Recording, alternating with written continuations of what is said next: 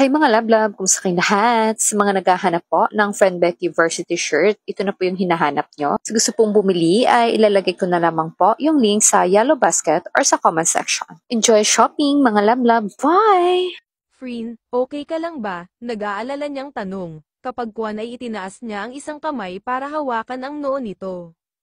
Nilalagnat ka, nag-aalalang sabi niya. Automatiko siyang nataranta dahil sa panginginig ng katawan nito. Biglang pumasok sa kanyang isipan na posibleng dahil iyon sa tubig na tumalsik sa katawan nito at pamamaga ng paa nito kaya ito nilanat. Para maibsan ang panlalamig nito, inilapit niya ang lampara sa katawan nito at basta nalang niyakap ito ng mahigpit. Maya-maya pa, pakiworry niya ay hindi ata sapat iyon, kaya kahit nilalamig din siya ay hindi na siya nagdalawang isip, nahaba rin ang suot na damit, sa kanya ibinalot ang sariling damit sa nanginginig din itong katawan, saka ito mahigpit na niyakap ulit, napagmasdan naman niya ang mukha at mga mata nitong nakapikit, maging ang panunuyo ng mga labi nito dahil sa panlalamig ng buo nitong katawan, hinawakan niya ang ulo nito at idinikit iyon sa kanang dibdib niya.